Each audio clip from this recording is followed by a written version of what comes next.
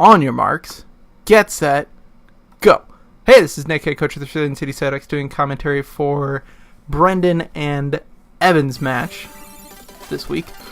So, the Cyndaquils versus the Saffron City Sneasels, and I'm doing this in speed mode. So we have a taunted Blissey from the Tapu Koko, and Nature's Madness goes out onto the Blissey, so takes out half its health. Flamethrower onto Koko does not that much damage, but records with the leftovers. Blissey leaves, and in comes Toby, the slightly racist Golurk, and the ineffective electric attack. Then the U-turn goes out to get Koko out of there, and Betty Crocker comes in, the fire Pokemon, and gets hit by a Shadow Punch, heals with some leftovers, but this is a bad matchup for Toby, so I'm pretty sure he's going to leave the turn. He does leave. Blissey comes back in to absorb any type of special attacks comes out, but it does get Toxic, which is not good for the Blissey. Betty Crocker heals a little bit more, and Blissey is poisoned, so it's taking a little bit of that damage. The electric terrain disappears, Volt Switch comes out from the Rotom, and it goes back for Colgate, the shiny Zygarde. Stealth Rocks go up from the Blissey, so now there are some hazards set up on the side of the Saffron City Sneasels. Poison hurts that Blissey some more. Blissey switches out, and in comes Roadkill, the Mandibuzz. Substitute comes out from the Zygarde as he's going to start setting up. He does 1,000 arrows instead of setting up. Doesn't do that much damage, but then we get a Tailwind coming up, so it is speeding up the side of the Cyndaquils. So then we have some leftovers heals on both sides, and then Roadkill goes for a knockoff. Doesn't do that much damage, but a Dragon Dance does come off from Zygarde, and Mandibuzz does kind of just sit there, and it can do a little bit more damage next turn, but it is going to be slower because we are at a +1 with a +2, but it does kind of even out. U-turns out, it is enough to break that substitute, and then Mandibuzz goes back, and now we have Strider coming in face-to-face with Zygarde. So with that Tailwind up, Colgate does leave. Linguini does come in to absorb any type of special attack, such as a special attack called Ice Beam. Tailwind peters out and Strider leaves, so Roadkill comes back in to face off against the special attacking, and he gets burned by the Scald. Linguini is still out there. Roadkill's heals are balanced out, and he gets hit with another Scald and dies, so Roadkill is out of the match. That's one down for the Cyndaquil. Scott Sweep comes out, the shiny Kartana, and he scares away the Linguini, and Betty Crocker comes out, takes some damage, and gets hit with a big old Leaf Blade. Critical hit.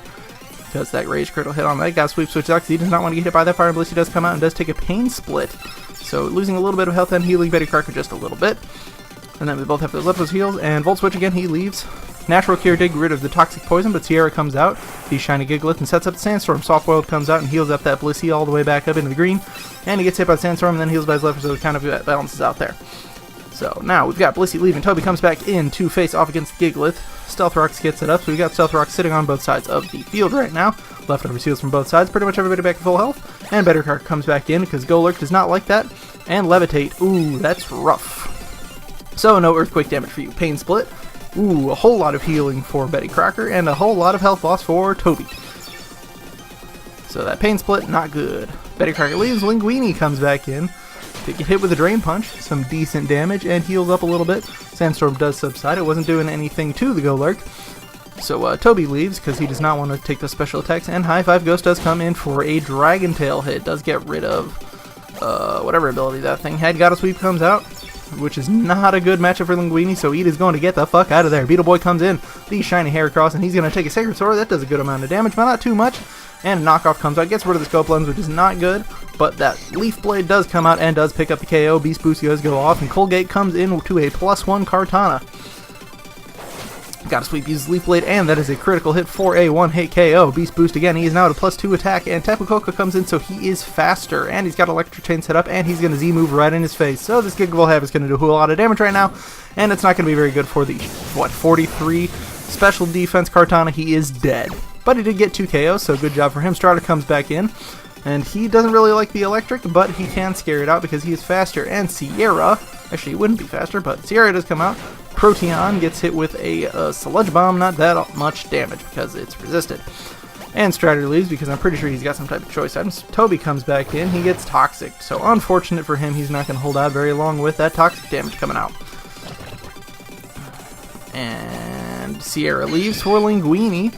And then we get a Drain Punch coming out, does a good amount of damage. But unfortunately for Toby, he's a big slow boy, so he's not going to be able to outspeed this Linguini the next turn. Linguini is going to be able to use a Recover right in his face and heal up a whole bunch of health. And he Drain Punches again. But this is, in the end, a losing battle for him. He's going to heal up, and then he's going to keep taking extra damage from this Toxic damage every turn. Electric Terrain does leave. Strider does come back out and recover again, so Linguini is pretty much back at full health, especially after these leftovers go off.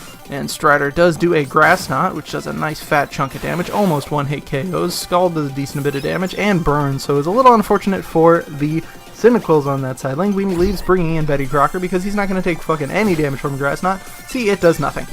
So, and then we continue, and burn damage is going out. Strider is locked into a move, I assume. So High Five Ghost comes back out, takes the Pain Split, and Betty Crocker is healed back up again. Back over health. So that thing has recovered a whole lot of health this battle.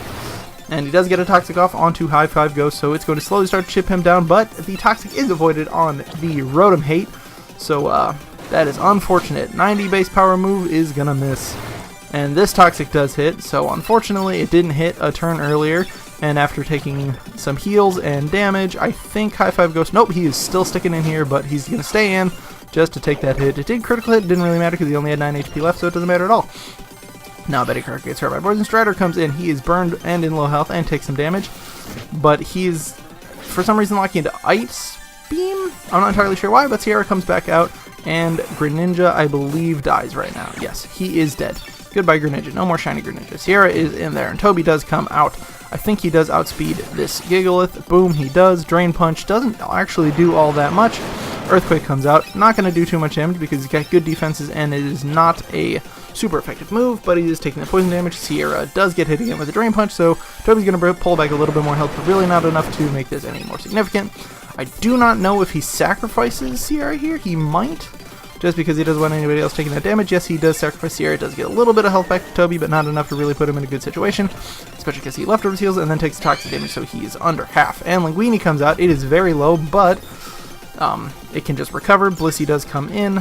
Linguini is out, but it healed back up, so it's really not any danger anymore. Now leftovers. Thunderwave does come out, and Dragon Tail is going to bring Toby back out on the field, which is kind of the situation that he wanted to end up in. But unfortunately for the Cyndaquils, Linguini does have a nice move called Refresh, so he's going to get rid of that paralysis on his side and heal with some leftovers. Lefties. It's all lefties all over the place. Blissey comes out because it wants to paralyze it again. Scald comes out. It does a decent amount of damage, but leftovers. Six Pack comes out because he is he's going to set up that terrain.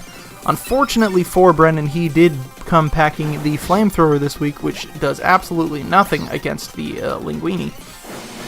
But the Flamethrower will be enough right now to take out Betty Crocker, so look at that. Blissey getting a kill. Good job, Blissey. Linguini comes out, and like I said, unfortunately he does have Flamethrower, so there's no way he can really out-damage this thing, so he does paralyze it. And he's pretty much back at full health as Blissey, but like I said, Flamethrower really isn't going to do anything to Linguini, so he would really need a whole lot of full paras, which aren't going to happen because he can just keep refreshing. Thunderwave, refresh, Dragon Tail, blah, blah, blah, blah, blah, blah, blah, blah. It kind of all just keeps happening. Dragon Tail, Stones, Poison, blur, blur, blur, blur, blur. Whole bunch of damage, whole bunch of healing, whole bunch of shit going on right now. And Toby leaves, and Blissey comes back in, and the refresh, and this is a repeating cycle for these last few turns of this battle. Kind of just a repeating cycle, but Brenden really can't get the edge over onto the Saffron City Sneasels, so he kind of just keeps getting chipped away at and eventually gets beaten down, which you will see shortly. Maybe. And Scald, yeah.